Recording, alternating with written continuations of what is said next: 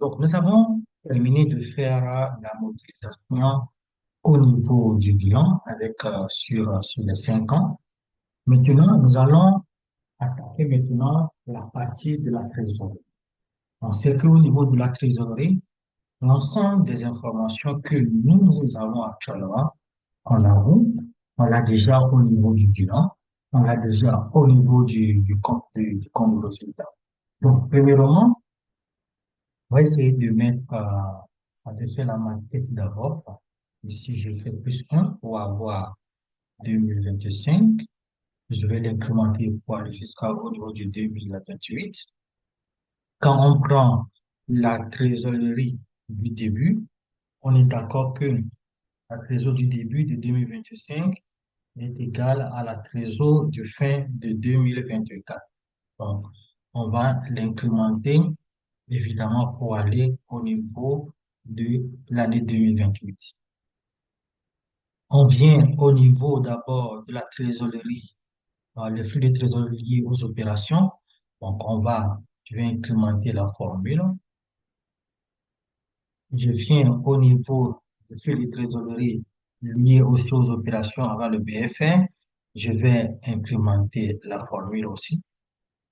Au niveau du besoin en fonds de roulement, là, à la variation du besoin en fonds de roulement, là, on va la voir. Et par contre, je vais faire la somme de tout ce que je peux avoir au niveau de la variation du stock, la variation des créances et la variation au niveau des dettes. Donc ici, c'est plutôt variation au niveau des dettes, variation des dettes. Des dettes fournisseurs, évidemment. Parce qu'il y en a, voilà, je mets dettes fournisseurs.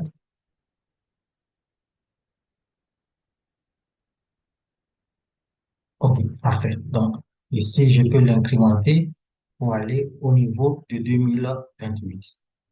On a les données par rapport à les flux de trésorerie liés aux investissements, donc je vais l'incrémenter aussi, sans problème. On a les données par rapport à la trésorerie liée au financement. Je vais aussi l'incrémenter pour aller au niveau de 2028.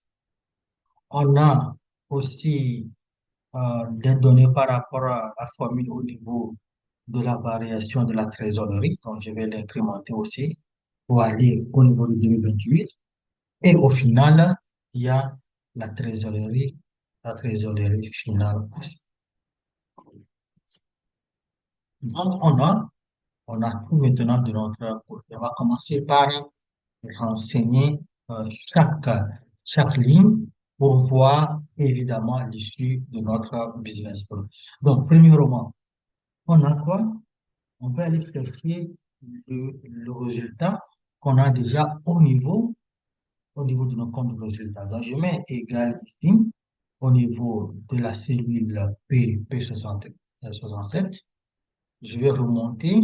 Je vais aller prendre le résultat qu'on a au niveau de la cellule P33 et je valide. Après, maintenant, on va faire quoi? Je vais l'incrémenter pour aller au niveau de l'année 2028. On va maintenant aller prendre les données par rapport aux amortissements. Donc, on prend les amortissements, le remonter au niveau d'en haut, pour prendre l'amortissement qu'on a au niveau de résultat aussi dans la cellule P, P24. Parfait. Après, je vais l'incrémenter pour aller au niveau de l'année 2028. Après la partie sur l'amortissement, il nous reste les données au niveau des charges financières et les produits financiers. Donc, je vais mettre égal, je vais faire appel à la fonction somme. Je vais remonter au niveau toujours du compte de résultat et je vais prendre la cellule P, la plage P25 la P26 et je valide. Donc, on a, on remonte un peu, on a actuellement ici les données par rapport à les charges financières, les produits financiers, on va l'incrémenter. Quand je viens ici, au niveau de la variation du stock, la variation des créances et la variation au niveau des fournitures, des fournisseurs du moins, excusez-moi. Donc, on va essayer de faire la variation automatiquement ici. Au lieu de venir au niveau de l'onglet calcul intermédiaire pour pouvoir travailler là-dessus. Donc, pour cela, donc, premièrement, on va partir sur les données sur le stock. Donc, premier égale cellule variation, l'impact de la trésor. Donc, je vais aller prendre la cellule P49 moins la cellule O45. Je ferme la parenthèse et je valide. Ça, c'est la variation au niveau du stock. Donc, je peux l'incrémenter jusqu'à aller au niveau de 2028. Donc, j'ai la variation au niveau du stock. Il nous reste maintenant à avoir la variation au niveau des créances. Et quand on voit de plus près les éléments sur les créances, quand je remonte d'abord, on constate qu'on a deux éléments. Il y a créance client, créance sociale et fiscale. Donc, on va regrouper les deux ensemble. Donc, je redescends, je mets égal l'impact, très important, l'impact au niveau de la trésor. Donc, je remonte, je vais aller prendre les créances clients de 2025 moins les créances clients au niveau de 2024, je ferme la parenthèse, moins maintenant les créances sociales et fiscales de 2025, moins les créances sociales et fiscales de 2024, je ferme la parenthèse et je valide. Donc là maintenant, on a ici, je peux un peu faire comme ça. Donc, là, ici, actuellement, on a quoi? On a la variation des créances. Donc, je peux facilement l'incrémenter pour aller jusqu'au niveau de 2028. Et pour finir, au niveau de les trésoreries liées aux opérations, on a aussi la variation des fournisseurs. Les fournisseurs, on est d'accord, les dettes fournisseurs, évidemment, on est d'accord qu'il y a deux sources, il y a deux éléments ici aussi. Parfait. Donc, pour faire, ici, je vais mettre plutôt variation des dettes fournisseurs. Parfait. En ce moment, on va bien faire la différence entre les deux. Donc, au niveau d'ici, on va procéder de la même manière comme ce que on vient de faire tout à l'heure. Donc, on y va. Je mets égal, je remonte, et je vais aller prendre les données de la cellule P57 moins O57, moins maintenant les données de P58 moins les données du O58. Je ferme la parenthèse et je valide. Dès les dettes, la variation des dettes fournisseurs, je peux l'implémenter du début jusqu'à arriver au niveau de la fin. Alors, donc, à partir de tout ce qu'on a fait, on a actuellement devant nous l'ensemble des données par rapport à quoi? Les flux de trésorerie liés aux opérations. Maintenant, on va descendre en bas. Après les opérations, il y a quoi? Il y a les investissements. Donc, on veut aller chercher les investissements par année. Donc, ici, je mets égal un investissement dont on met en signe négatif. Je vais aller au niveau des hypothèses.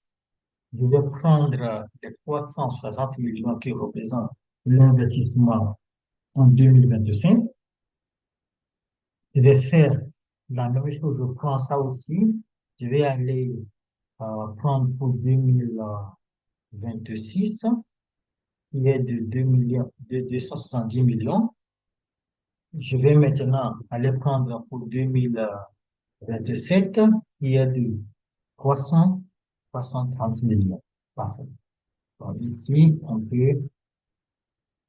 je peux mettre séparé de millions. En 2028, on ne nous a pas donné d'informations, donc on passe sur l'hypothèse qu'il n'y a pas d'investissement au niveau du 2028. Alors, maintenant, on va voir pour les flux de trésorerie et le financement. Dans le premier roman, on va évidemment aller chercher ces données-là qu'on a déjà au niveau de la trésorerie, au niveau de notre compte de résultat. Parfait. Après, on va maintenant l'implémenter jusqu'à aller au niveau de 2028. Donc maintenant, il nous reste la variation au niveau de la dette. Donc, la variation au niveau de la dette. Donc, de notre égal, la dette, on remonte, on remonte, on remonte. On a les dettes qui sont au niveau de la partie passif non courant. Donc, je prends la cellule O55, moi, la cellule O55 et je valide. Si je valide maintenant, excusez-moi, on va l'incrémenter pour aller au niveau de 2028 aussi. Alors, en termes de variation au niveau du capital, on est d'accord que ça va donner 0,0 partout pour nous parce qu'on n'a pas d'augmentation ou bien diminution au niveau de la partie, euh, capitale financière. Donc, maintenant que on a tout, on a notre trésorerie qui est ici, la trésorerie finale. Donc, on va prendre maintenant ces données-là, la trésorerie finale du notre et au niveau du bilan, pour voir si les données finales vont être importées en haut. Donc, on remet, je vais aller au niveau d'ici, je mets égal, je vais aller, je descends un peu plus en bas, je vais prendre les données que j'ai au niveau de la trésorerie finale. Après, je vais l'incrémenter jusqu'à arriver au niveau de 2028. Donc, ceci étant, on va maintenant, au niveau de notre formule qui est ici, qui prend le passif moins l'actif, on va prendre ça et on va faire quoi? On va l'implémenter pour aller en 2028. Et bingo, on remarque que notre notre bilan est équilibré, disons, à 0,08 francs ou bien 0,09 francs. Donc, au moins, c'est vraiment équilibré, équilibré. Donc, on voit que du début jusqu'à la fin, on voit comment faire la modélisation. Maintenant, il y a un élément qu'on ne doit pas oublier. N'oublions pas qu'on part depuis le début sur des scénarios. Donc, quand je prends scénario 2, voilà la trésorerie que j'ai attention, la trésorerie que j'ai à la fin, moins de milliards. Donc, supposons que je prends scénario 1. Premier scénario, je viens ici pour voir l'impact, ça a diminué. Donc, je prends, on peut voir le résultat, on constate que le résultat est encore mieux. Donc, je prends scénario 3, je viens au niveau d'ici, donc la trésorerie est dégradée avec scénario 3. Et au niveau du compte de résultat aussi, c'est dégradé. Donc, on est d'accord que si on veut partir sur les scénarios, on ne peut pas utiliser le scénario 3. On peut utiliser juste le scénario 1. Maintenant, à part d'utiliser le scénario 1 qui est mieux pour nous, il y a maintenant, il va y avoir une discussion entre l'équipe pour voir, OK, quelle partie on va augmenter ou pas. Donc, vu que notre scénario, premier scénario, c'est ça qui est mieux pour moi actuellement. On peut partir sur l'hypothèse de faire quoi? De garder le même scénario, d'avoir toujours, de pas scénario toujours moins, mais d'augmenter évidemment la croissance pour voir quel va être l'impact. Donc, essayons de voir, on fait une simulation, je mets un ici. Donc, avec un, on partait sur quoi? Euh, un résultat qui est positif sur les 3 dernières années. La trésor, quand même, la trésor est là. Si on augmente, augmentons pour voir, donc je reviens là. Disons que ici, c'est dans les hypothèses, voilà, on prend les hypothèses. Au niveau des hypothèses, scénario 1, disons qu'on partait sur 20% ici, 15% et 10% pour scénario 1, pour voir comment ça va évoluer. Donc, quand on vient au niveau du scénario, on voit effectivement que ça a changé. On va aller au niveau maintenant du financial pour voir comment évoluer. Donc, on voit que, qu'est-ce qui s'est passé? La trésor a baissé. Au même moment qu'on prend le résultat au niveau de l'entreprise, on constate qu'on a un résultat positif du début jusqu'à la de 2024 jusqu'au niveau de 2028. Donc, c'est avec ces scénarios, ces ajustements qu'on doit pouvoir faire à chaque fois dans le but de pouvoir faire quoi? De pouvoir avoir une bonne situation pour l'entreprise et évidemment présenter à la direction générale. Donc voilà, la fin de notre formation sur la modélisation financière approfondie en partant des hypothèses, en mettant en place chaque modélisation pour arriver au état financier. Donc, on va essayer rapidement de faire un peu la mise en forme, on va essayer de faire un peu la mise en forme pour rendre ça un peu plus joli, pourquoi pas. Ici, on va prendre, je vais prendre ça. Ici aussi, je prends. Alors, ça, on peut, je vais l'enlever. Les bordures là, je prends tout. Allez, je prends tout carrément. Parfait. Je descends un peu au niveau de la trésor. Pour le moins du résultat, on peut l'avoir. Je vais maintenant grouper depuis le PNL jusqu'à nouveau résultat. Donc, je pars dans données, et je prends grouper. Ça, c'est groupé. Au niveau de la partie bilan, on a le bilan qui est là. Quelqu'un peut d'abord, attention, quelqu'un peut d'abord décider au niveau du bilan aussi. On va faire pareil.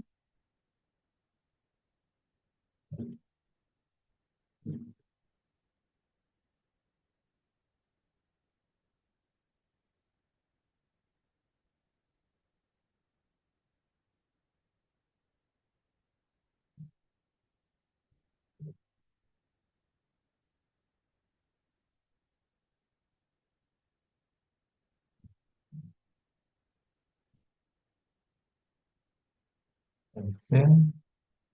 Si aussi, c'est bon. Ok, donc, on peut regrouper, disons, tout le bilan ensemble. Ok. On part au niveau maintenant de la trésorerie. Au niveau de la trésorerie. Ok. On va regrouper la trésorerie en termes de la trésorerie qui est liée aux opérations, la trésorerie qui est liée au financement et la trésorerie qui est liée au niveau du financement. C'est donc qui est lié au financement. Parfait.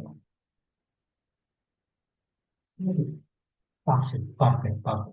On va faire la même chose aussi pour 2000, 2024. On va grouper ça pour la colonne. Excellent.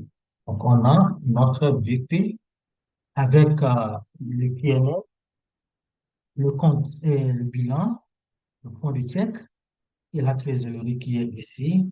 Et ici, je peux l'enlever. On peut l'enlever. Je vais prendre même couleur. Je vais prendre la même couleur. Et puis, c'est parti. Bon. Merci à tout le monde et à bientôt pour d'autres formations sur notre page biovatraining.com.